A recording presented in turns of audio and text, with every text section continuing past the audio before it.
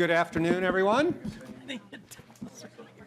This is May 13th. We are convening informally at this time. We do not have a quorum of senators, but we do stand a week out from the constitutional deadline for adjournment and wanted to keep moving. We made some good progress. We got started on Saturday. The House is hoping to continue that today. So the way we're going to do that after consulting with Senator Nelson is we will be able to walk through a number of provisions that are in the House bill that are similar, same, technical, differences with the Senate bill, and then recess and come back and hopefully then be able to get some work done. Senator Nelson. Thank you, Mr. Chair. Yes, we have members that are in a variety of different conference committees, so I appreciate going through this today. And then I just have one other question, too, that would be helpful. I really appreciate the page number where we can find the exact text. Sure. But also, if your staff, when describing this, if they could somewhat give us an idea right up front if this is considered technical, similar, same, very similar, whatever your rating system is. I think we had technical, same, and very similar, but you may have something different. So I think we had mostly similar and almost likely similar as well. Okay, there you go. We just want to hear what that might be. Thank you. It's like going to the paint store and finding the right shade of gray. The right shade of gray. Exactly what I was thinking, Senator Nelson. Potentially similar. Potentially similar. Could be Hopefully the same. Yeah. This is getting to sound more and more like the paint store. So, taking it from the top for members in the public, Article 1, Section 5, which will be found on page R3 of Article 1, is an absence from other side of the page. Stop that. Sorry. Let's try this again. We're going to, it's page 1 down at the bottom. But not Article 1. Not Article 1, but Starting with page 1. articles. Okay. Check that out. Bottom center of the page numbers. So we're on- Love that. Not Article 1. All right, my apologies. We're going to start with Article 3, Section 58, which is found on page R47 in Article 3, and this relates to records related to the maltreatment of minors. Ms. Pera, good afternoon. Thank you, Representative Chair Davnie and members.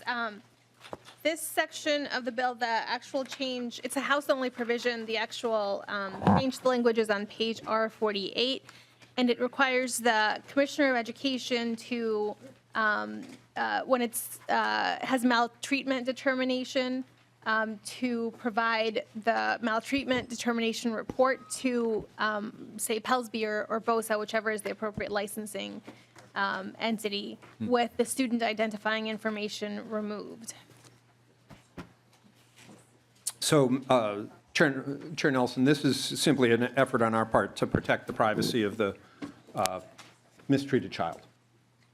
Thank you. In those reports. We can now move on to a series of 5 provisions staying in Article 3 related to grants to prepare American Indian teachers.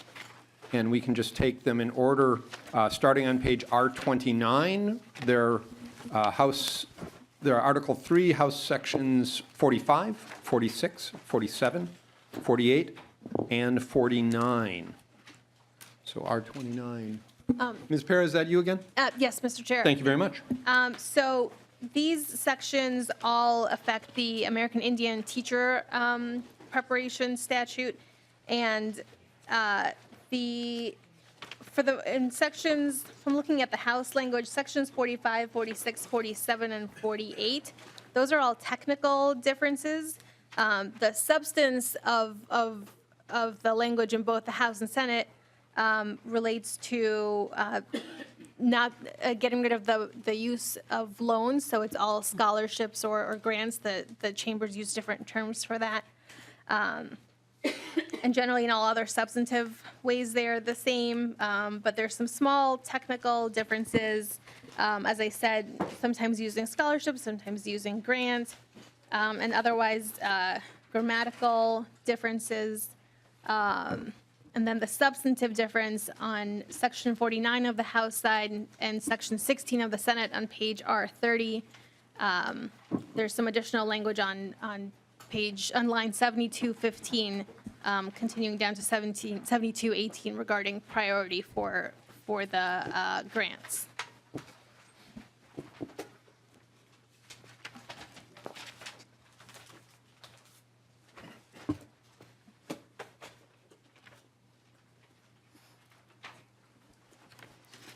Any question from members on those provisions?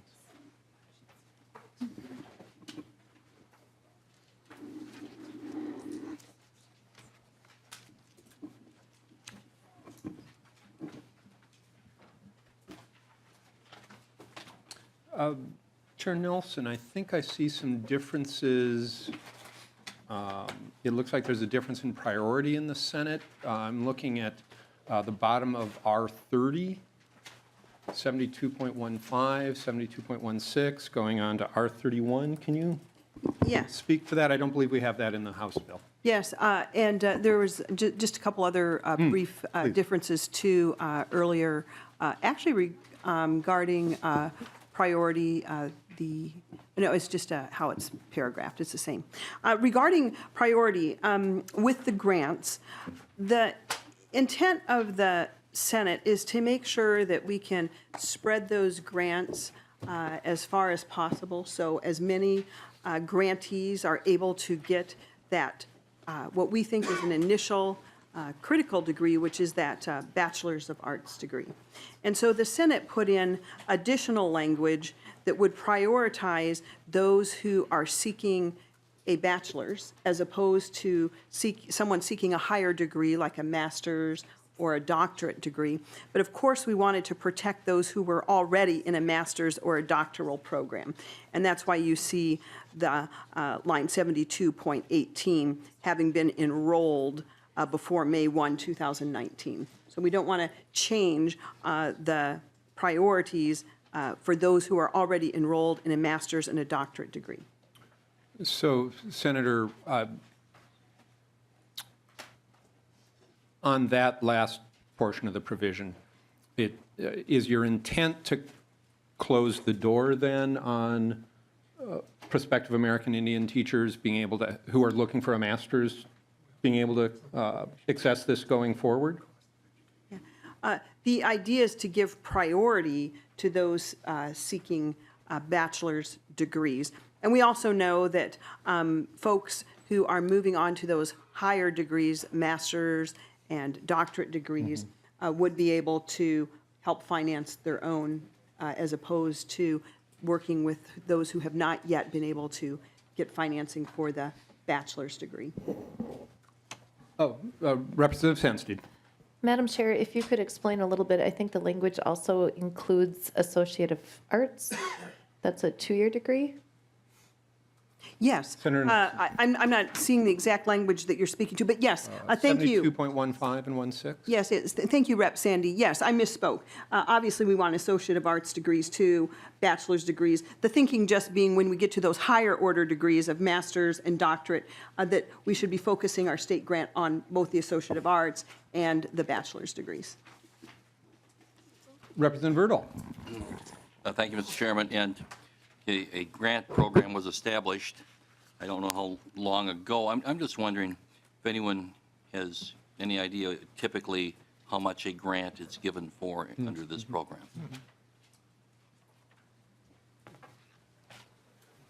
Perhaps the Oh, is this the day you stump the nonpartisan staff, Representative Urdahl? or is there someone from the department? Is there anyone in the room who can help us with that? Ms. Snyder. Happy Monday. Happy Monday. Please introduce yourself for the tape and proceed. Mr. Chair and Madam Chair, I believe I have that information available to me, but not at my fingertips right at this moment. So if you would prefer, I can email that to the members and staff versus stalling for time as I try to search through my. We'll take the email at this point. One comment, Mr. Chair. Yes, Senator Nelson. It'd be important, too, for us to get a range. We know there can be a range. So if we could get the range, and then, of course, we can figure out the average, or you're welcome to tell us the average, but if we could have the range, that would be important, too. Certainly, Madam Chair. Thank you. Thank you. Representative Sandstede. Thank you, Mr. Chair. Madam Chair, can you, when I'm looking at subdivision 9, this is line 72.5, the description of these grants basically is to provide grants to students progressing towards educational goals in any area of teacher licensure, including the Associate of Arts, and then it continues on. Bachelor's, master's, or doctoral in the following, and it goes on. So how do these grants, how does the Associate of Arts fall into a teacher licensure, in your opinion, or how do you see that working together? Senator Nelson. Thank you, Mr. Chair and Rep. Sandstede. I believe that any of these that are working towards teacher licensure would be included, and I do believe that there are Associate of Arts teachers who are able to teach under the Associate of Arts. It might not be a Tier 4, but my understanding is in some cases it could be an Associate of Arts. But the point is to get the grants into the hands of those who are interested in education, serving in education, particularly, we would think teacher licensure, but we know we have 4 tiers in teacher licensure. We also know that sometimes there is someone who is teaching because there is no other teacher available at a certain tier level.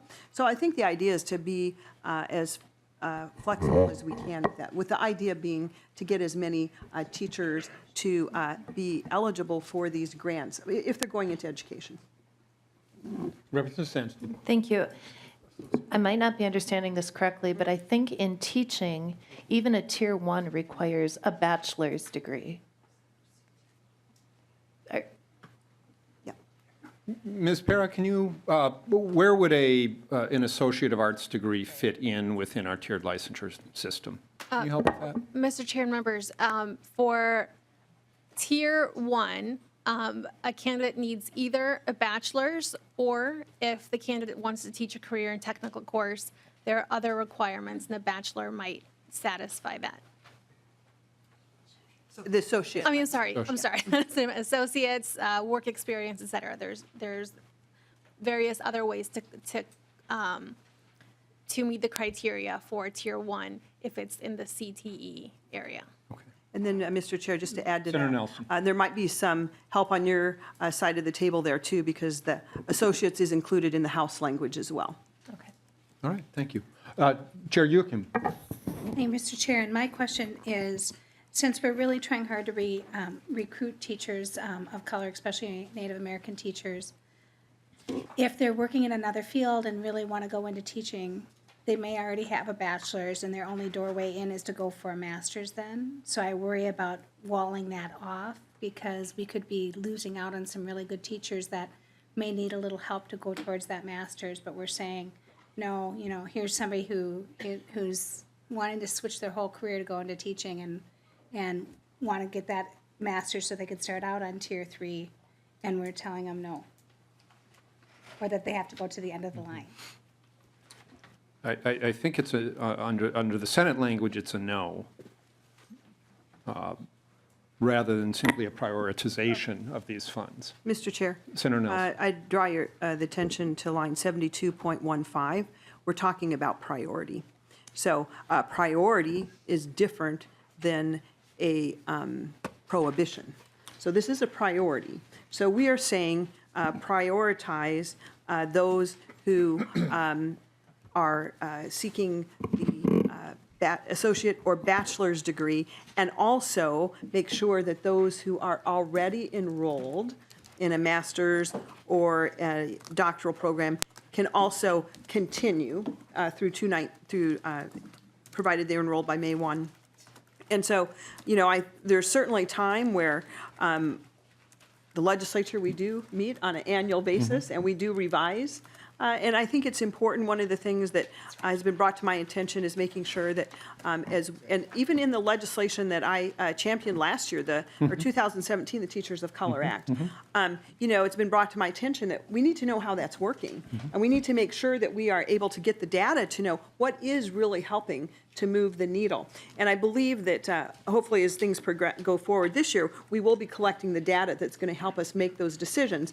And I am very confident that as we begin, again, we should be prioritizing on those associate and bachelors. And as the legislature meets in future years, and we have more data upon which to base our decisions, we would find out if what Chair Youakim is suggesting may happen. But the Senate's position is prioritize those who are getting started in education, make in education preparation, and then prioritize dollars to those who are going to be teaching in our schools. All right. One more follow-up on that. Representative Youakim. Thank you, Mr. Chair. And maybe I also wonder how you got to the May 1st, 2019, since it seems like we'll be out of here after that, so it's almost retroactive. Senator To Nelson? the folks that, instead of upon enactment, possibly? Well, this was when the Senate language became public. So in other words, as soon, we wanted to make sure that anyone who had enrolled before this was part of the discussion was able to continue. And Representative Pinto. Thank you, Mr. Chair. So first, just a language issue. I do think that if we were going to go with the Senate language, there is a little bit of ambiguity in the way that final sentence at 72.17, 72.18 just is written, that was leading to some confusion about, I understand the goal is to prioritize, but it could be read to indicate that students who are not in a master's or doctoral program by May 1st, 2019 would not be eligible. So we just would have to clarify that. But the bigger point, I'll pause on that. Oh, we should pause there. Thank you. Senator Nelson. Mr. Chair, and Chair Pinto, actually, that is the intention. Oh, okay. So that is the intention, to make sure that anyone who was previously enrolled can continue in those higher level degree-seeking education opportunities. But going forward, we are going to prioritize associates and bachelors preparations in education. And Mr. Chair, the ambiguity. Representative Pinto. Thank you. That's how I would read the first portion of subdivision 9, is that those in master's or doctoral programs are still eligible, just of a lesser priority or lower priority. But I think that there is some ambiguity there, since that final sentence, students progressing towards such a degree may be awarded a grant if they're enrolled in a program before May 1st, 2019. That implies that they would not be eligible if enrolled after May 1st. So I guess the question is just in terms of prioritizing versus eligible or ineligible. We've just want to clean that up, but it may not be necessary if we, Senator Nelson, you're saying the Senate's intent is to make people like the career changers that Representative Youakim addressed ineligible after May 1st of this year if they already have a bachelor's. Yes. Okay. And then let's. That's the clarity I can think have, we've been struggling for. Mr. Arneson may have some clarity, further clarity on how the language is written in the Senate and what the intent is. Mr. Arneson. Mr. Chair, and maybe this isn't consistent with what Senator Nelson just indicated, but to Representative Pinto's point about clarifying the priority in those 4 lines on the Senate side, I might suggest maybe the priority aspect could be clarified, setting aside the eligibility question. If that sentence read, the grantee institutions and the contracted partner institutions must give priority to grants for students progressing toward an Associate of Arts or bachelor's degree, or to students progressing toward a master's or doctoral degree if they were enrolled in the degree granting program before May 1st, 2019, and maybe add some 1s and 2s to make sure that the enrollment deadline clearly applies only to those in the master's or doctoral degree programs. bingo. Thank you, Mr. Arneson. And- Senator Nelson. And again, the point is priority, not preventing. So if I misspoke on the preventing side, I want to make sure that this is about priority and how we prioritize, but also making sure that we are truly making sure that those who are already enrolled in such a program are not in any way penalized. Representative Pinto. Thank you, Mr. Chair, and good. That was exactly the point, that it felt like there was some ambiguity. I think Mr. Arneson's suggestion would clear that up. However, though, moving to my second point, since this is about American Indian teachers, I'm wondering, this feels like something that would really benefit from, or I'm wondering if it has benefited from the input of the community actually affected. Because it seems to me that I would want to know what would be prioritization that folks from that community be interested in. There may have been testimony already, but that seems like kind of the most critical point from my perspective. Senator Nelson, any? I don't have a comment on that. Okay. But one additional thing that I know that that I have wondered that we could perhaps get some additional comment on. Rep. Pinto, remember where we first met on the board that we served upon? I think it was called Education Excellence. And one of our tasks and responsibilities was to distribute the Ethel Murray Indian Scholarship for teacher preparation. And as I look at this, I'm wondering if someone, I don't know, that was a few years ago, and I'm just wondering if there's an update on what the Ethel Murray, and we don't have to do that today, but as we look at things and as we prioritize, because I think whether it's priority in awarding grants here or in the general education bill, we are going to have to prioritize expenses. And that's one thing that I'll want to look at is what are we doing regarding that Ethel Murray Scholarship for Indian educators? Representative Yes. Pinto? Thank you, Mr. Chair, and I'll just note that that particular scholarship, I believe, gave equal support for both bachelor's students and also for master's students, as it turns out. So, but I would love to know what the American Indian, if there's any input from the community, and that may be something we would need to get before resolving this or not, and maybe somebody in the audience who would have that, but that does seem like an important point. Thank you. Thank you. Thank you. All right, let's move on. Next, Article 8, Section 3 and 5 regarding the state's voluntary pre-kindergarten program, found on R1 and R3 of Article 8. Yeah.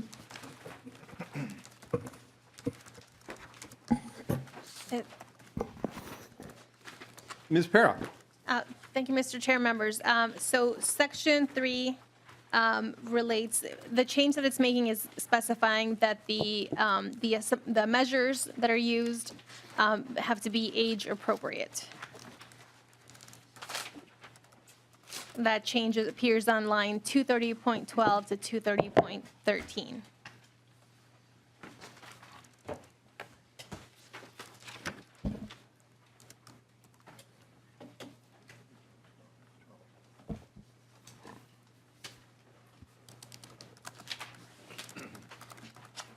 So, Ms. Para, this is an assessment done when the child enters the voluntary pre-K program at presumably the age of 4, and when they leave again, presumably at the age of 5. Am I correct? That's correct, Mr. Chair. Thank you. Representative Pinto, any insights to share? No, Mr. Chair, it seems like it should be straightforward. I'm not quite certain if this was one of those that was part of the supplemental budget bill that passed last session, but in any case, but it should be a pretty simple clarification. But I believe it may have come from that. Okay, thank you. And then Section 5 on page R3.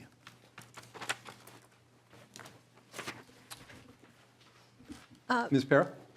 Thank you, Mr. Chair. So that section, Section 5, starting on page R3, it makes several changes. And I believe the one that you were looking at is on paragraph C. Right now, there are 4 areas. The Minneapolis and St. Paul School District are in the same group for purposes of awarding, for purposes when the program was first established. And this change would split up the Minneapolis and St. Paul districts into 2 separate areas. It would not affect the current allocation of funds.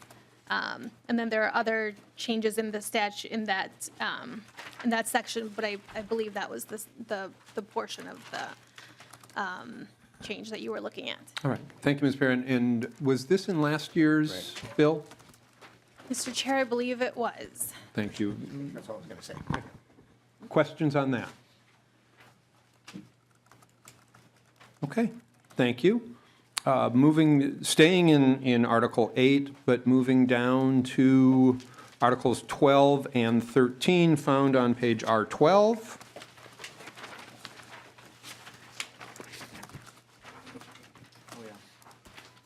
Ms. Para? Thank you, Mr. Chair and members.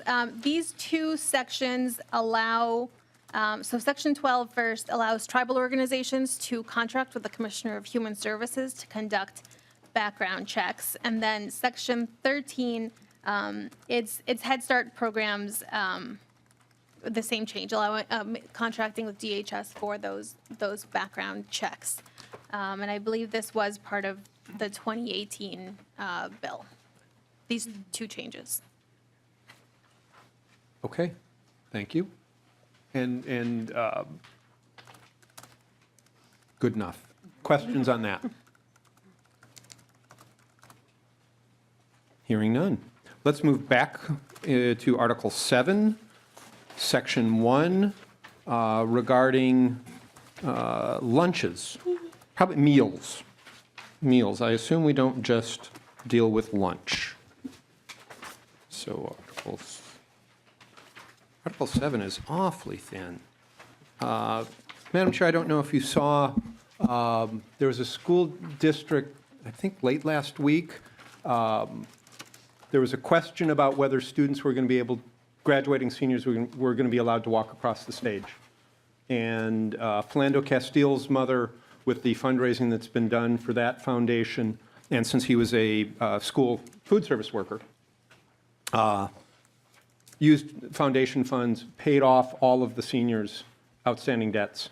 So those kids who had earned the right to walk across the stage would be able to do that and receive their diplomas.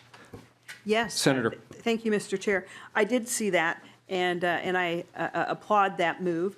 And just to add, when this first started coming to light in 2017, actually, about this time, it just happened that my mother-in-law was in hospice at the time, and she was hearing these stories about kids being denied a lunch at school.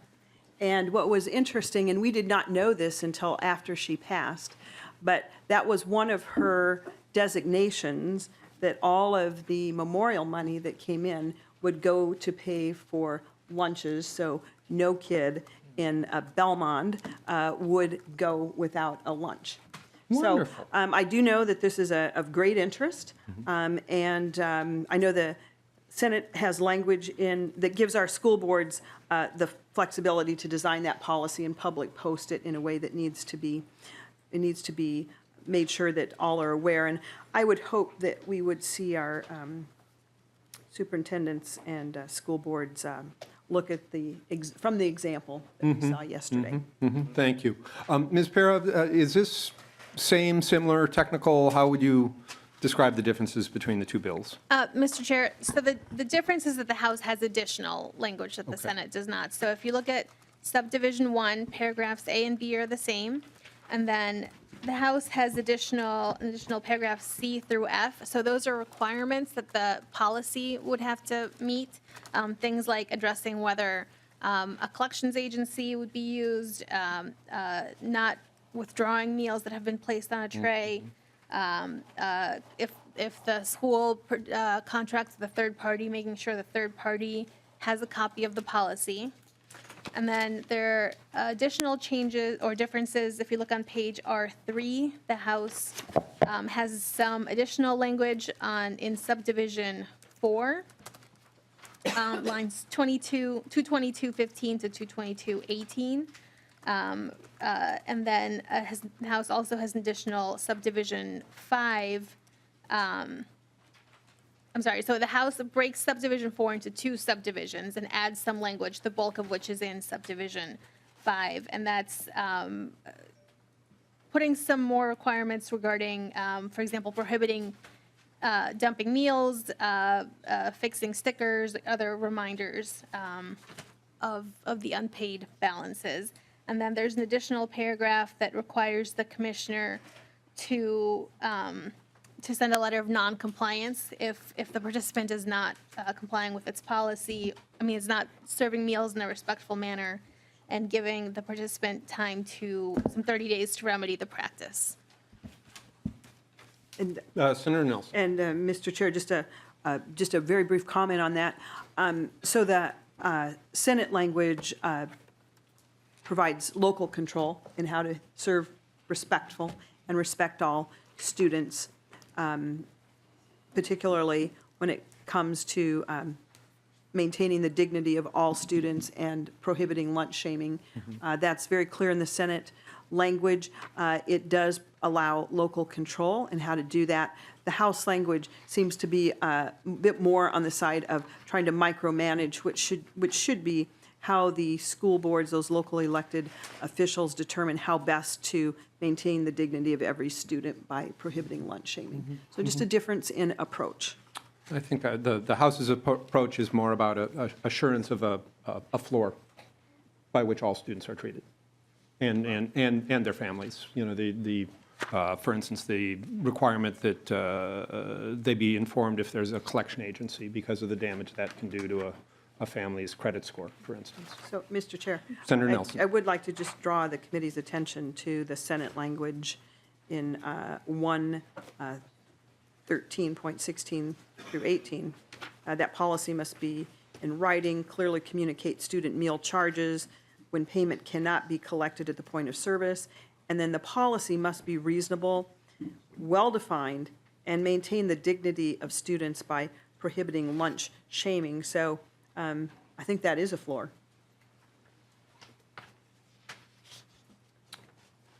That's what the discussion is for. Exactly. All right. Any other questions? All right. That should put us down, moving back to Article 5, Sections 4 and 5, related to school possession of student medication, and then the responsible disposal of those medications when, if I understand it correctly, either a student leaves the school or at the end of a school year. And it's R4, and yeah, both are on page R4 of Article 5. Ms. Perro? Thank you, Mr. Chair. Yes, so this is the House language, Section 4. It requires a parent to inform the school if the drug or medication that's stored at the school, if it's a controlled substance, and if it is, then the request has to include a provision designating the district, authorizing the district to transport that medication, and specifying that the parent has to retrieve the drug when requested by the school. Section 5 relates to the disposal of unclaimed drugs or medications, and requires district to adopt a procedure for the collection and transport of those medications. And then also, there's also a provision for if they're not controlled substances, then the school would have to designate somebody responsible to transport those medications to a drop-off site or request that law enforcement transport those medications. And finally, paragraph C, if the medication is a controlled substance, prohibiting the district or school personnel from transporting the prescription drug.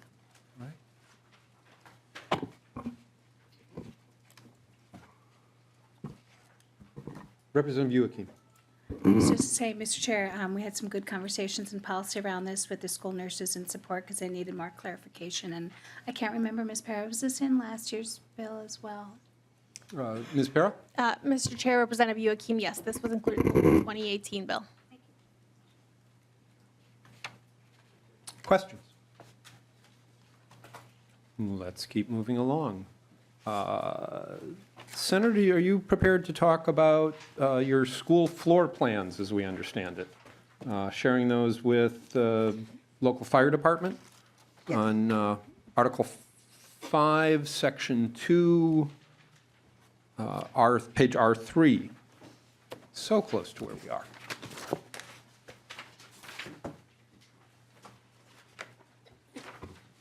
Now, Yes. starts on, barely starts on R3. Please, Senator. Exactly, we have the section number. All right, so yes, members, the language is on R4. Last year in the 2018 Omnibus bill, the Senate had a fairly large, well, I guess we all did, it was an omnibus bill. We had $75 million for school safety. And we noticed as we went through the interim that other states also are addressing school safety. And one of the areas that we did not address in that initial piece was to make sure that our districts and charter schools provide the law enforcement agency or the emergency management officials who are serving that school district or charter school with a school floor plan or map that shows where the doors are, where the windows are, where the exits are, stairways, room numbers, other things that could be helpful. And we do know that, I know in the case of fire, as I've done several ride-alongs with our fire departments, and we have a number of, and I imagine Minneapolis and St. Paul might be the same way too. You know, we have a number of large buildings in Rochester, and it's important for those. You're kind of known for them. Yes, yes, yes. And so it's important that in this case, the firefighters know that kind of the ins and outs of those buildings as they're going into a dangerous situation and how better to make it safe.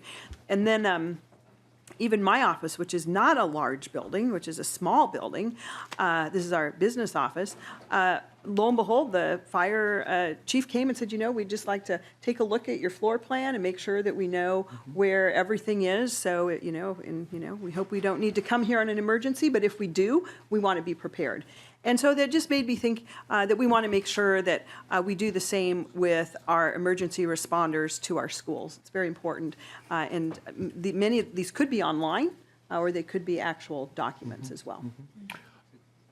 Representative Pinto? I'm just wondering, Mr. Chair, if there's any input provided directly by law enforcement. I understand seems like it makes intuitive sense, but just wondering if law enforcement or firefighters or any other statewide associations provided any input on this. Senator Nelson? We've not had any opposition to this at all. You might recall that Wisconsin had also, although they had also passed some pretty significant school safety legislation. And this was one of the pieces that they had included that I noticed seemed to be an omission in our original bill. So I think that's one advantage of, continuing to monitor what's happening in other locales as well. Now, it's been more than a few years since I've been involved in this area, but I seem to recall that blueprint copies are quite expensive. So this would be an unfunded mandate on the schools.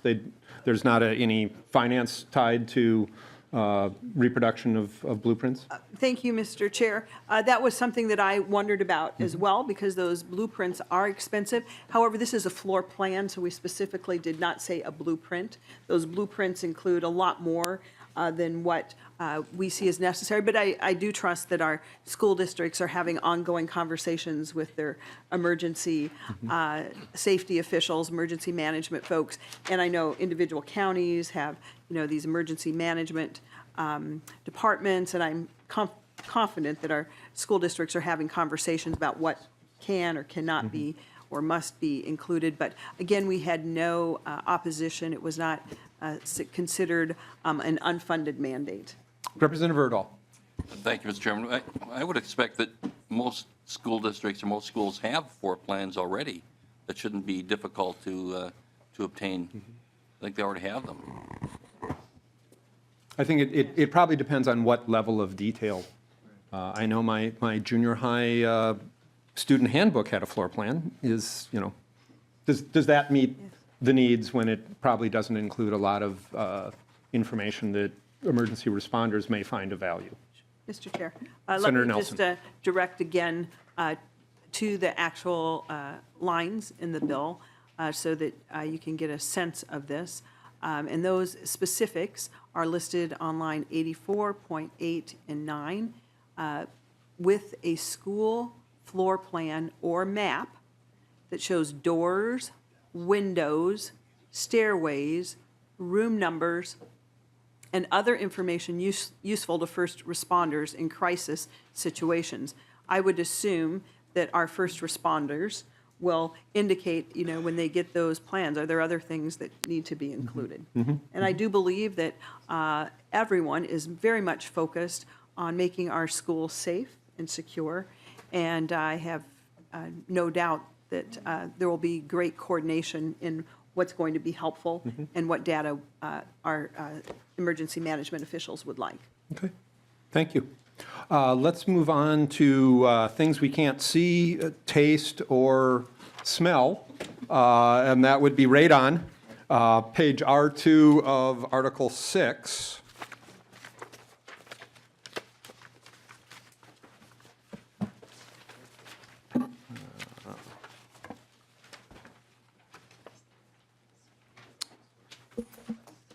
Ms. Para? Thank you, Mr. Chair, members. The House modifies Section 123B 571 on radon testing by adding charter schools in the Purpose Center to subdivision 1 and making that with regards to the plan that these schools have to adopt.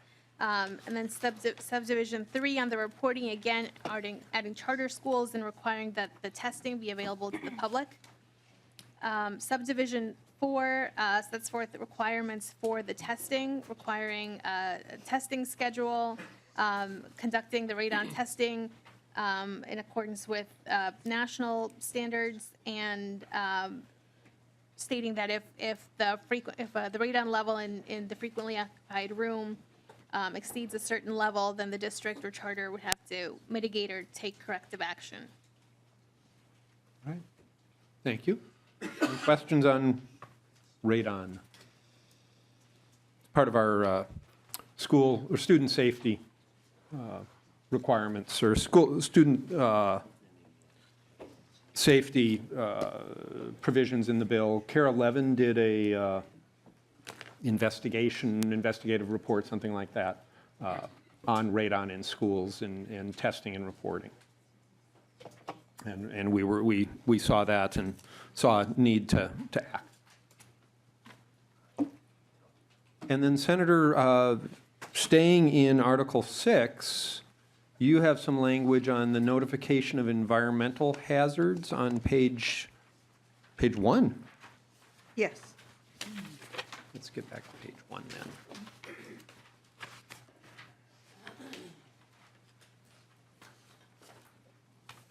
Can you speak to that? Yes, thank you, Mr. Chair. Again, this gets to a safe environment for our students, and specifically on lines 106.28 through .33. If the Department of Health or the Minnesota Pollution Control Agency notifies a school district or charter school or a non-public school of any environmental hazard that could affect the health of its students or school staff, we believe that's important that the school notify school staff, students, and parents of those hazards as soon as practicable, of course. And the notice must include direction on, how you could obtain additional information about that hazard, any actions that could reduce potential harm to those affected by the hazard. And again, we don't always know every single hazard that is going to pop up, but if in fact something has been identified by the Department of Health or the PCA, that we want to make sure that parents are aware. Representative Urdahl? Thank you, Mr. Chair. My question is, Yeah. what if it's not something that the health department or PCA knows about? What if it's something that the school district knows about? Should they be notifying, I think they should be notifying the parents as well then. Senator? Thank you, Mr. Chair and Senator Urdahl. The language is Close, but not quite. Oh, yes, Representative Urdahl, I apologize. The language is specific to a known hazard identified by the Department of Health or the PCA, but this is a Senator Wiger provision, and maybe you'd like to add some more to that, Senator Wiger. Senator Wiger? Yes, thank you, Mr. Chair, Madam Chair. This came out of the awareness of trichloroethylene emissions that had occurred for 17 years in White Bear Lake. The comparable provision in the House is being championed by Representatives Fisher, Wozloak, Becker Finn, and others. And so the legislation was a result of several meetings in the district. There's actually conference, there are some other provisions on trichloroethylene right now in the environmental finance. And this basically says that if the department, PCA, or the health department is aware of a hazardous emission, that then the staff, the students, parents will then be made aware of what's happened. And in this case, the risk of cancer and a number of other things was made clear to area residents in a 1.5-mile area. There's been many meetings in the schools, hundreds of people. It's been on the news, so you probably are aware of it. But in some cases, the parents weren't aware. They may not have seen it on Facebook or on TV, and so this just puts in a hazardous emission issue that there would be this type of information going out. And in terms of the type of information, the Department of Health or the PCA, they're going to have an accompanying sheet with information as to what to do if you have questions, where to go. So it would be providing that information to the stakeholders that are listed here, parents, staff, students. In terms of Representative Urdahl's question, if the school is aware of a hazard, I would hope that they would promptly, I would assume they would let the Department of Health, the PCA, other enforcement agencies be aware of that. I would assume there would be that type of reporting duty, and this type of notice would trigger, but this does not put in a reporting notice by the school district or others to the state entity. I guess it's assumed. Senator, now I'm doing it. Representative Urdahl. Thank you, Mr. Chairman. Assumptions are good, but they sometimes don't have the desired results. And I'm suggesting that perhaps we should consider including in this section that individual school districts also notify if there is an environmental hazard that takes place within their schools. I had a case a few years ago of a vial of mercury dropped in one of our schools in my district. And, it certainly made the news. I don't know if the school reported it out as well, but, in something like that, I think they should. I think, Representative Urdahl, when you and I went to school, mercury was something fun to play with in science class. Senator Wiger, it's no longer something fun to play with in science class. Correct. And Mr. Chair and Representative Urdahl, I think that's a friendly suggestion. Senator Wiger, I recognize you may not know this, but given the language of this provision, are MPCA or Department of Health required to notify school districts if there's been a hazardous emission? Mr. Chair, no. Okay. So we're relying on the good graces of the MPCA and MDH to notify the school districts. And Mr. Senator- Chair, I did ask them to prepare this language that you have here. Okay, thank you. Representative Youakim. Thank you, Mr. Chair, and I maybe want to circle back since we're talking about this too, and the hazardous chemicals and cancer causing. We know, and all the studies show that radon can cause cancer as well. So I would hope that, we want to make sure that our districts are testing for that. I know this language was in the governor's provision and had been worked out with the school districts. So if along that line on health and safety for kids, I think the radon language is really important. Thank you very much. Moving down the list, energy reduction. We've got Article 6 still, now Provision 5, Section 5, I should say, on page R3. And we have, Ms. Para, is this same, similar, technical? What are the distinctions here? Mr. Chair and members, the difference between the House and Senate language is may versus must. On line 212.16 of the House language, the House says that a district reporting may enter the utility consumption data into the B3 program.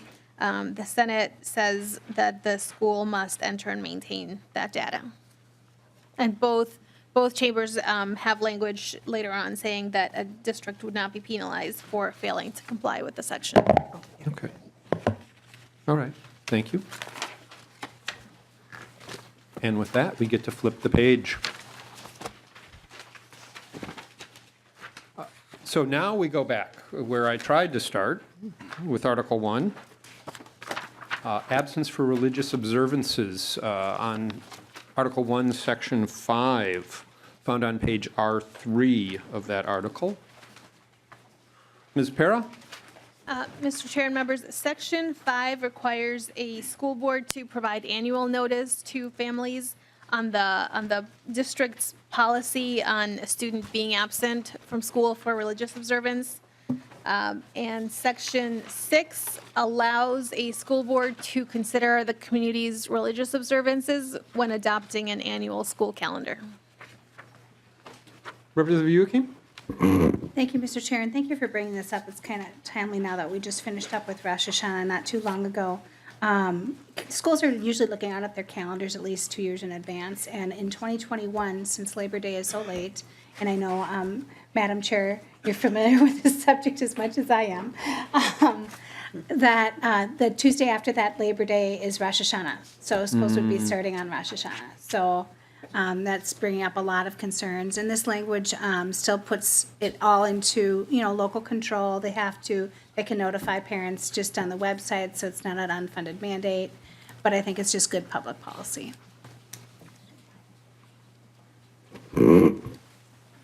Questions on that?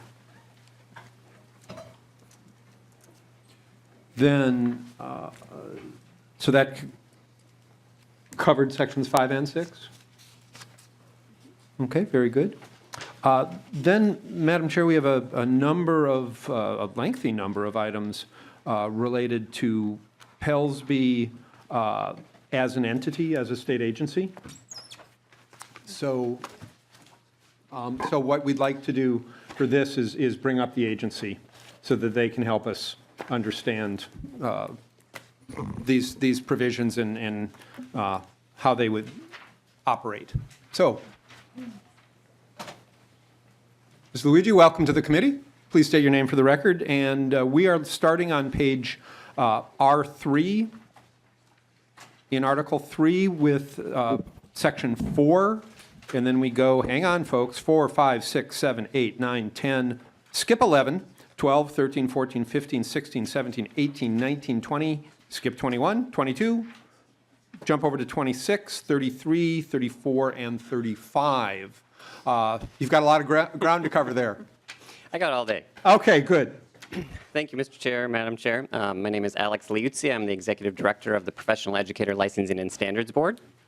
And we'll start with House Article 3, Section 4.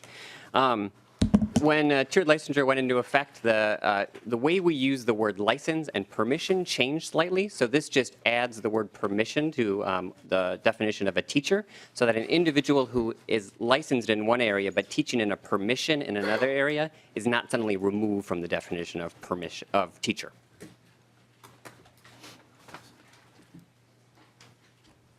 Keep going. Keep going. All right. Invite members to let us know if you've got questions or need anything repeated or clarified. Great. House Article 3, Section 5. We use licensure field and licensure area interchangeably in rule, and this would just clarify that in statute. We hired 2 lawyers for the first time in our agency, so they have helped us clarify some pieces that we want to make sure are clear across the board between rule and statute. House Article 3, Section 6. Actually, both that one, 6 and 7, work together. So in rule, we define provider and program differently. A teacher preparation provider is the unit, the entity that provides licensure programs. So this clarification just makes sure that the correct language for provider is used and the correct language for program is used. We use different words, non-conventional, alternative, whether we're talking about providers or programs. So it's just a clarification of what we actually use in rule in those areas. House Article 3, Section 8. This is not a technical change. Those other pieces were fairly technical. The board is currently an 11-member board with 6 active teachers. However, we have 2 committees that are run by teachers, the Discipline Committee and the Licensure Committee. And the both committees used to be 2 teachers on that committee, and we have moved them to 3. With that increase in workload and the members of the board being volunteers, we request 2 additional members who are teachers to help offset that workload for the discipline and the licensure committees. House Article 3. Senator Nelson, one moment, please. please. Senator Nelson. Mr. Chair, I'm just curious, have you seen an overload, I mean, the new licensure, Pellsby's relatively new. Don't think you've had your first birthday yet, but I just want to know if you've seen any type of overload currently Mr. Luisi. present. Mr. Chair, Madam Chair, yes, the workload both for discipline and licensure is fairly hefty. They take home a stack about this big of paperwork either for discipline or the licensure committees. And all the teacher members have sort of emphasized the need to be able to spread that work out. Next item, House Article 3, Section 9, the board composition. This just clarifies a couple pieces. One is the teacher preparation provider member. There was some confusion in the initial legislation if this person should be within teacher preparation and had been an active classroom teacher, or if this person has to be an active classroom teacher and then as a second job working in teacher preparation. This language clarifies it to make sure that this fits the teacher preparation provider role. That is their central job, but they had at one point been an active teacher in Minnesota for 5 years. The other piece is similar language, except for clarifying the special ed administrator role, that person also was an active licensed teacher for 5 years before they moved into that role. House Article 3, Section 10.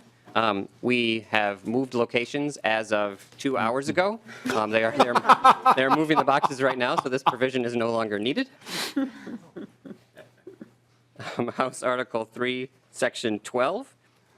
There is in statute 122A.092, we have the authority to write rule for the alternative pathway statute 2451, but it wasn't included in this section. So again, our lawyers suggested that we close the loop on our rulemaking authority by putting 122A.2451 into this section as well. House Article 3, Section 13. We provide a report every year on teacher preparation providers, and there's two changes that we've suggested here. One is instead of using the word graduate, because of alternative pathways and individuals who might complete a licensure program but not receive a degree, we would like to change that to program completer. It would be more inclusive alternative pathways and more inclusive of who is being represented in the data that we're showing. Additionally, the surveys that teacher preparation providers currently use for collecting data is the supervisor survey once that individual has been teaching for a year. Current statute has it as during their student teaching placement, but we use that survey as the current student survey, and this would allow us to get information from the supervisor after that individual has left the classroom and been teaching for a year. So again, switching student teacher to program completer to align with what the surveys are currently doing, and we think to provide fairly substantial data on how that's going, how teachers are doing a year out of the classroom. Moving on to House Article 3, Section 14. 14 and 15 go together for us. That is for Pellsby. It's just making sure right now it says colleges and universities. Again, just mean more inclusive to alternative pathways. By the way, we have 3 now approved or conditionally approved in the state, which is huge. That's just happened in the past 6 months. This would make sure that those alternative pathways are kept under the same statute as all teacher preparation providers. Article 3, Section 16. Again, this was the ability for us to extend everyone's license for a year during the transition. This has already happened. So if your renewal date was 2020, you will move to 2021. That has happened for all licensed teachers. They can see it in their license detail. So this is an obsolete statute at this point. Cleaning up statute books. Ooh, we should- House Article 3, Section 17, there's actually a few pieces here that relate to background check. Some of these changes are actually similar to what was already discussed for tribal nations and Head Start programs. What we have done as an agency is currently an initial licensed teacher only has to do a background check when they first apply for licensure, and that is just a background check that looks backwards. At that point, we do not do any further checking in the future. That check has to be through the Bureau of Criminal Apprehension. All 3 changes here allow us the flexibility, if we are able to work with DHS, the Department of Human Services, to use their background check service that also puts teachers into a system that we call a wrap-back system, that if they commit a crime while they are teaching, we are immediately informed. So it provides an extra benefit to our agency to be able to work with DHS, and all three of these areas clarifies that. I think the first two, Section 17 and Section 19, clarify that for initial background check, and then Section 34 adds it for licensure renewal. If you'd pause for just a moment. Representative Urdahl. Thank you, Mr. Chairman. Just a quick question. Is that charged with a crime or committed a crime that it's reported? Mr. Luisi. Mr. Chair, Representative Urdahl, that's a great question, and I would need to talk to our ethics specialist about that. They use a database called MinSys, and I believe that is committed, not committed the crime, charged with it, is when it shows up there, but I am not certain of that. Representative Pinto. I work with MinSys a lot. There we go. As prosecutor. It's all the court records. And so any court records that come up, that's what the database is, for what that's worth. So Representative Pinto, that would mean charged in layman's language? It would mean charged, for in criminal cases, it would mean charged, correct. Yeah, it would not simply be convicted. If there any sort of court action, so when a prosecutor brings a charge against somebody, that would be included. Representative Urdahl, you're good? Yeah. All right. Mr. Luisi, thank you. Thank you. Moving to House Article 3, Section 18. So we charge $57 for a license application fee, and that's in statute. What was put into the temporary military license piece, I believe at the time, was included the background check fee. So it's, I believe in the current statute, it's $87.50, which is actually the licensure application fee plus the background check fee. That background check fee changes, and I think also a credit card fee, the online credit card fee was added to that. So this just clarifies that the temporary military license should be $57, the same fee that we charge for all license applicants. It won't be more. And then the background check fee would shift as background check fee changes with the Bureau of Criminal Apprehension out of our hands. Okay. So I'm skipping Article 3, Section 19. We'll discuss that one. Article 3, Section 20, and your House research staff nonpartisan research staff is amazing, by the way, and they really helped us with the licensure via portfolio sections. So this section, it removes the licensure via portfolio language from one section, moves it to a fees section. So most of what happens here is fairly technical, sort of a fee-based, but there is one piece that is not technical, and that is changing, adding the word Tier 3 to licensure via portfolio, and that just aligns what we see the tiered licensure structure, where an individual can receive a Tier 3 license by going through the licensure via portfolio process to make sure that that is clear in portfolio. If you'd pause for a moment. Senator Nelson. Thank you, Mr. Chair, and Mr. Lizizi, say your name again, please. Liuzzi. Lizi. It's good for me not to look at it and just to hear it. Beautiful name, by the way. All right. What I wanted to know, and I kind of, it was before the tiered licensure piece, and I wanted to look, if you could look on page R10, just up a page, line 18. I'm just a little curious, why is it that Pelsby may contract with the Commissioner of Human Services to conduct those background checks and obtain background check data? Why is it may? This seems like something that would be a must. Mr. Luizzi. There you go. Liuzzi. Well, Liuzzi. we could practice it all night. We'll move on, but thank you. There's my homework for the evening. Mr. Davnie My and apologies. I are writing down the phonetic spelling here. Mr. Chair, Madam Chair, it's a great question. So when we started this process a year ago, we had been looking into multiple different pathways that would allow us to access that background check at the lowest cost to the state, but the highest level of background check that we could find. We have recently settled on the Department of Human Services, if statute passed, for that to be the choice that we would select. But in the process, we had a may here in case we ended up using one of those other background check services. There are many that that do some of those services. CLEAR was another organization that we worked with very closely for a while, but we have settled on the Department of Human Services. Thank you. That's fine. Thank All right. Mr. Liuzzi. Hey, okay, that's Article 3, Section 22 and 26. I'll do those two together. we have received lots of information specifically from the Department of Education around their visiting teacher program and their inability to bring visiting teachers in who are coming in on a Tier 1 or a Tier 2 license, but they can't get the visiting teacher visa, the J1 visa, until they are officially have the license.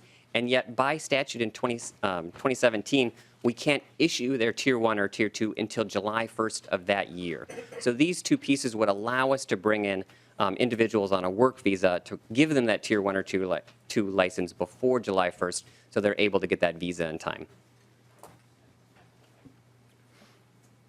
Okay, House Article 3, Section 33. This is for licensure renewal. So there is a paragraph that talks very broadly about licensure renewal requirements for teachers, including just professional growth. And what was put into that paragraph was a few things. 1, cultural competence training. 2, meeting the needs of English language learners. And then at the end of that paragraph, it said a teacher may submit their summative evaluation to waive everything in the above paragraph. When our board looked at that, below that waive are all the what we call the statutory requirements of reading strategies, positive behavior intervention strategies, mental health training, and suicide prevention training. We thought that the cultural competence training and the meeting the needs of English language learners fit that category more than something that could be waived just by submitting the summative evaluation. So this section deletes it from that top paragraph and moves it to a renewal requirement for all teachers.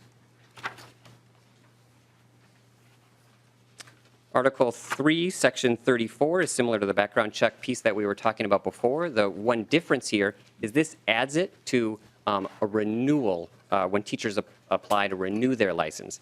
And again, this would do a couple things. It would do a backwards check, but then also put all of those teachers into the ongoing renewal check. So it actually would only need to happen for a teacher's renewal once, and then we wouldn't need this provision after 5 years after all teachers were put into that new system. I am continuing to work with MMB and the Department of Human Services to make sure that we have the fiscal note right around this. It's a little bit confusing of what happens when we add a renewal requirement that is a fee, but processes through another agency and goes to teachers, and how does that work? So you'll see today we were trying to finish up that fiscal note. That should be coming soon on this provision. And then last would be Article 3, Section 35. This does similar to the other areas where it makes sure that alternative pathways language is clear so that it's not just colleges and universities everywhere in here, but teacher preparation providers are now more broadly including alternative pathways. Any questions for Mr. Liuzzi on any of these provisions?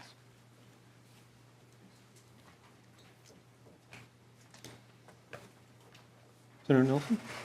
Okay. Mr. Liuzzi, thank you very much. Thank you. We have 3 remaining provisions to look at before we recess. Article 4, Section 2 on individual education programs. That's found on page R1 of Article 4.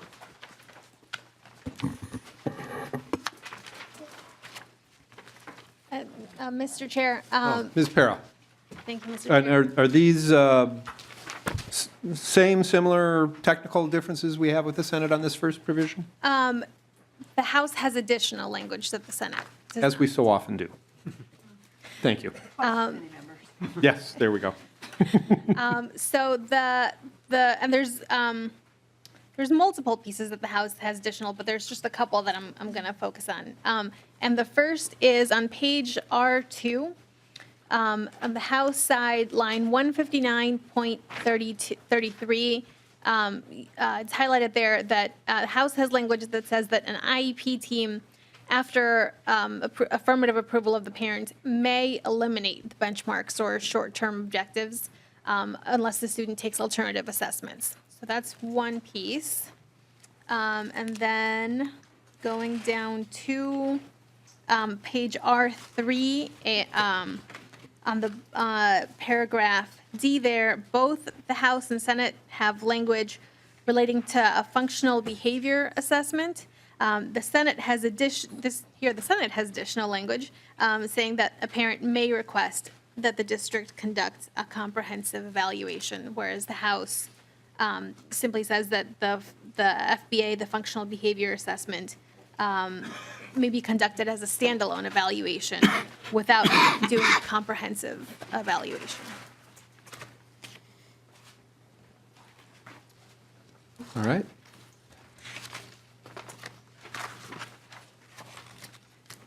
And then skipping down to page R13 for Article 6, excuse me, Section 16 of Article 4.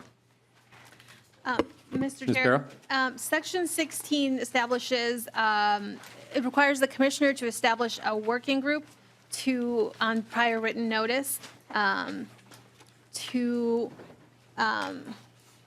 make recommendations for improving alignments between state and federal requirements on prior written notice. And Section 18. Section 18, Mr. Chair, and that is on page R16, requires the commissioner to amend a rule to allow but not require an IEP to report a student's performance on state or district assessments. Okay. Questions on any of those final three provisions regarding special education?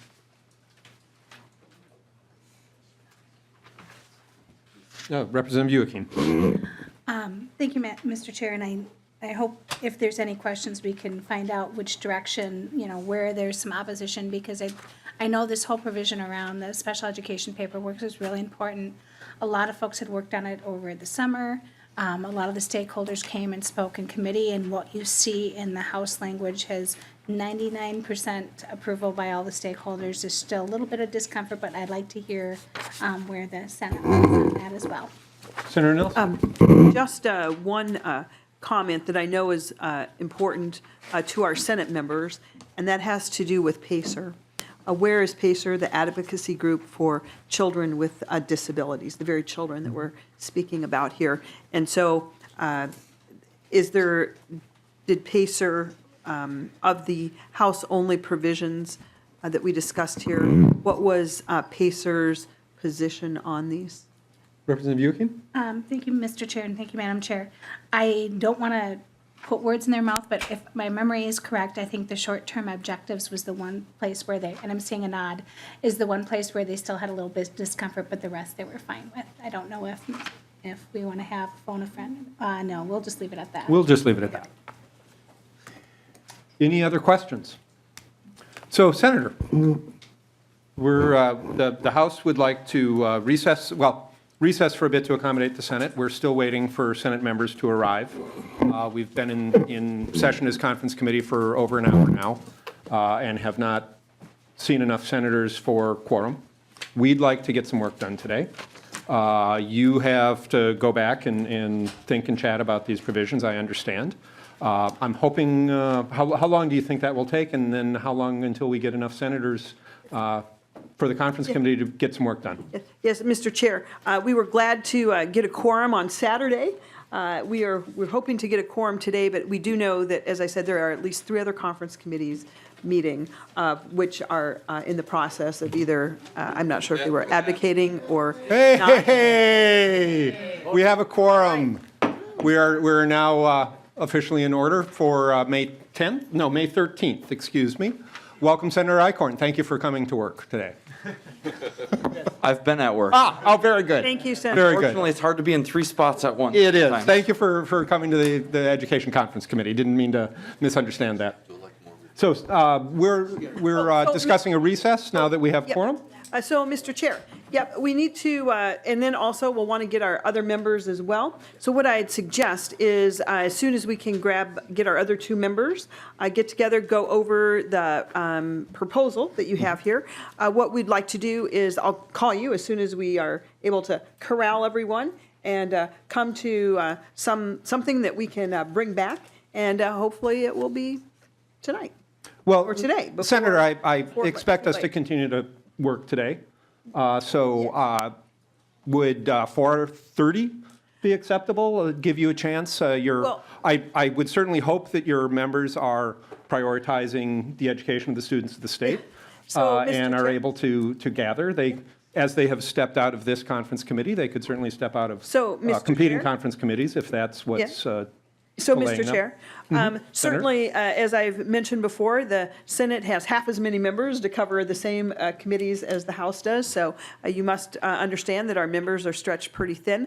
I would say we would need probably at least an hour to bring our folks up to date, assuming we can get them right away. So I would suggest that, I will call you when we get everyone corralled, get them out, able to go through the fine documents that you've provided today. I think 6 o'clock would be probably a little bit more realistic, only because we need to, as I said, probably have at least an hour with them as we get them all together, or maybe we'll have to do that individually too. My hope is we can get everyone together at one time. I think 6 would be more realistic, but the bottom line is I'll call you. But I know that you need to know, and members need to know, have some sort of idea too about what's a realistic number or time. And just my gut instinct, knowing how things work here, I would suggest 6 o'clock, but you've got the gavel. But at the end of the day, though, I will definitely give you a call when we have something that we can bring back to you. Well, Madam Chair, I am concerned about the public. They need some guidance, whether they're, following us on TV today, since I know we're televised, or the folks in the audience. Can I ask? So, Mr. Chair, that's why I suggested 6 as a more realistic time for those who aren't living here at the Capitol or who have other things that they have to do as well. So my suggestion would be 6. Okay. I'll definitely call and, reconfirm or change as needed, but I just think being realistic in those expectations would put us at 6. So, Madam Chair, let me just ask if, we know that the leadership met last night. We know that the Senate leadership had previously expressed that they would be coming to that meeting with a proposal. They did not. Well, Senator, I'm hoping. excuse me, Well, Senator Davnie. Nelson, if I can just finish my question to you. You My can't question finish, to but you, Mr. Madam Chair, please. I cannot speak for a meeting that I did not attend. Madam Chair, the public record is the Senate failed to show up with a proposal last night. We all know that. Not asking whether you attended, that's just the public record. I'm asking if you have any direction from your leadership as to whether or not the Senate is here to work on these provisions and pass some sames and similars today. Chair Dabney. Senator? I think it's foolish to get into what happened and what did not happen. I will state that the Senate believes it is the House's turn to come back with a counter proposal. But I think it's foolish for us to waste our time in that arena. What I can tell you is the Senate is very interested in continuing on with the education bill that we have in front of us, which includes the provisions that you have brought forward today. I just think it is. I think it is not helpful and is partisan politics to play into those type of things that are happening in leadership.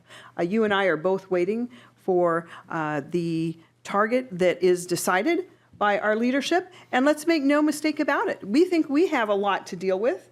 We have a pretty slim bill. You have a pretty big bill. But think about leadership. There is $12 billion of difference between the House governor's proposals and the Senate proposal. That's a major obstacle to overcome. They're either going to have to figure out how to reduce some of those aspirational proposals, or they're going to have to figure out how to raise revenues to pay for it. I do not believe that injecting what we must do or injecting what they are attempting to do into what we must do is helpful. So I can guarantee you the Senate is looking forward to working on the items that we have before us.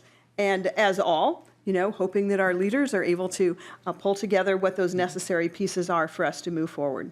Well, Senator, I wasn't attempting to be partisan. I was just dealing with what's in the media. And my question was, well, let me back up.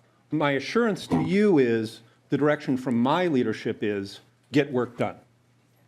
And today, it's the direction that I've been getting from my leadership all along.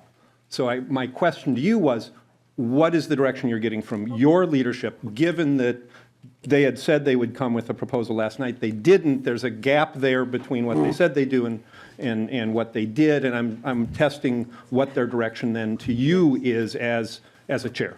Yes, Chair Davnie, as was evidenced in that I had the gavel on Saturday, and our Senate members either stayed here and drove home 4 hours on Saturday because we believed this was important. Not only that, I drove back up from Rochester on Saturday because we believed it was important. That is the message that is coming from our leadership, and I know that that is everyone's goal, is to get as much work done as possible, but also know that we need some clarity from leadership before we can tackle so much of what is in front of us. So that is the message from my leadership and the message and the assurances that you have from the senators on this education committee. Well, Mr. Chair. Senator Nelson, that's reassuring, and thank you for that. Senator Eichorn. Thank you, Mr. Chair. I just wanted to say a couple pieces, actually. Please. First thing, I think it's a little disingenuous to say that it's all the Senate's fault. I think everybody's trying to figure out how to work with the new administration, and Senator Gazelka and Speaker Hortman and Governor Walz are all trying to figure out how to work together. I think there was some expectation that both sides would come with an offer. We didn't see that happen, so I think it's a little bit unfair to throw one side or the other under the bus. I think both sides are probably at fault, but I think everybody in this room will be happy to know on our Environment Conference Committee, where I just came from, the room that everybody's meeting and all of the leadership is right across from that. And they have been in that room in and out basically this entire morning. So I do know that negotiations are happening and forthcoming. So unfortunately, we do have to wait for them. Unfortunately, it's a hurry up and wait, but everyone should be happy to know that those negotiations between our leaderships are happening. Well, that's reassuring to hear. Thank you for having eyes on the doorways. Representative Youakim. Thank you, Mr. Chair. And I just wanted to say, one, we have members that drove really far too. In fact, Representative Sandstede gave up some for Mother's Day to be here. So it's our side of the aisle, and Representative Urdahl have to drive quite a bit. So I just want to keep that in mind. Everybody's here to work. And I do want to make a clarification on numbers. It's not a $12 billion difference between our budgets. It's just under $3 billion. And I have to reiterate what Representative Pinto said. We're not trying to bring what's outside the room into the room, but we're all waiting patiently for targets because our districts need to know what they're going to do for their kids next year. Yeah. And that's very, very important and paramount for our committee. And we need to make sure that we keep the eye on the prize here. And as you said, our bills still have a lot of other stuff in it that we could be working on right now. So that's why we want to come back. And I think maybe just for the benefit for everyone in this room too, and folks watching at home, we should probably maybe set a time that we should come back regardless of what's happening, just so people have something to count on. Sure. Since there's so much right now that we can't. Well, Senator, I heard the clock from you. Chair Davnie. Yes, Senator. And just to clarify my comments, that the $12 billion figure I was referring to is the $12 billion that are required in taxes. So it's a $12 billion tax question that is so important to what we do here today for this upcoming budget and, of course, in the tails as well. And my suggestion about 10 minutes ago, 15 minutes ago, was that hopefully that we would be able to come back at 6 o'clock. That is the intention. All right.